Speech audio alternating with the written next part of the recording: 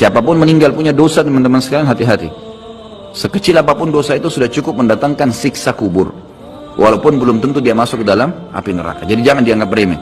Makanya kisah yang masyhur berhubungan dengan masalahnya adalah kisah Utsman bin Affan radhiyallahu anhu yang pernah menziarahi kuburan lalu terisak-isak menangis seperti anak kecil.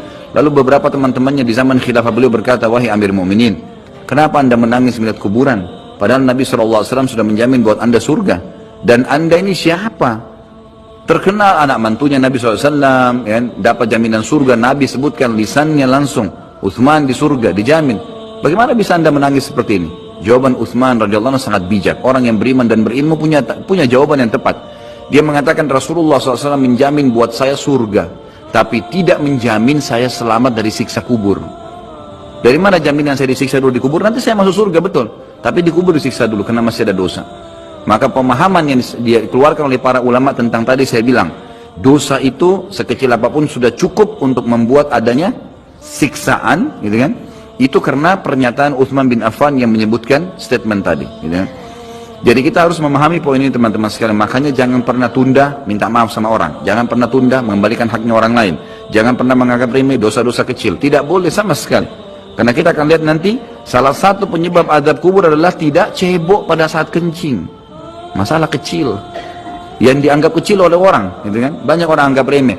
Maaf, banyak saudara-saudara kita yang membawa taksi, kendaraan umum di luar sana, kemudian kadang-kadang kita lihat di pinggir jalan kebelet kencing, main mampir sembarangan saja, ya, kencing sembarangan, tidak membersihkan dirinya. Ini berbahaya, penyebab azab kubur.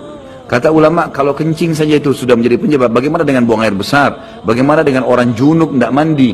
Bagaimana dengan hal-hal yang lebih besar lagi, gitu kan? Karena memahami hukum-hukum syari seperti ini, kalau hal yang kecil saja dilarang, berarti hal yang besar lebih pantas untuk dilarang. Kalau hal kecil saja mendatangkan azab, berarti hal yang lebih besar lebih pantas mendatangkan azab. Jadi harus hati-hati, gitu kan? Kalau amal ibadah kecil kita kerjakan sudah besar pahalanya, bagaimana dengan amal yang wajib misalnya, atau amal yang besar yang kita kerjakan? Kalau umrah fadilahnya besar, berarti haji lebih besar. Kalau sholat sunnah besar, tahajud, maka sholat 5 waktu lebih besar pahalanya, dan seterusnya. Jadi poin-poin ini dalam mukaddimah kita harus difahamin baik-baik, gitu kan?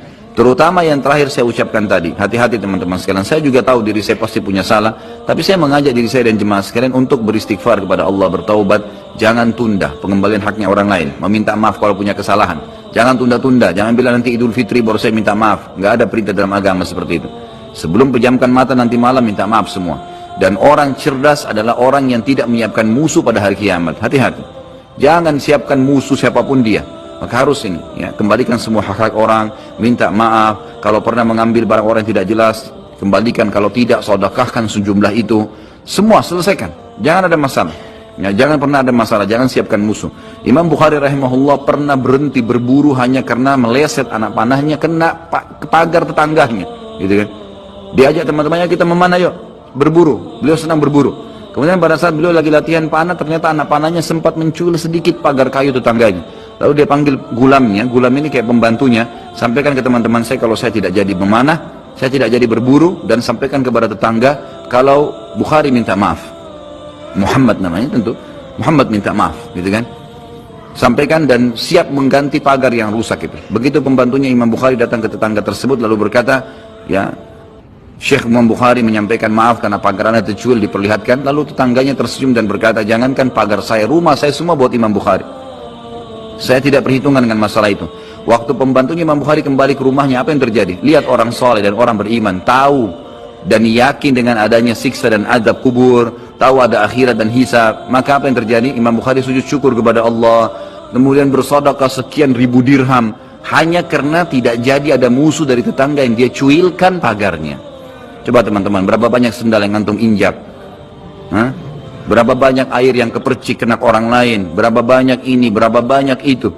Berapa banyak yang kita anggap remeh mengambil karena teman punya dan seterusnya. Ini hati-hati. Jangan siapkan musuh hari kiamat. Azab kubur datang kepada siapapun yang masih punya dosa. Dan dosa ada hubungannya dengan Allah subhanahu wa ta'ala, ada hubungannya dengan makhluk. Kalau berhubungan dengan Allah azza wa jalla, kita bertaubat kepada Allah. Allah maha pemurah. Dia akan terima taubat hamba-hambanya asal ikhlas.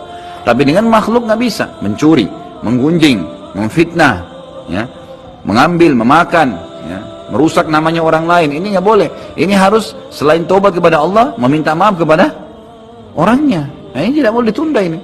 Nggak ada gengsi di sini.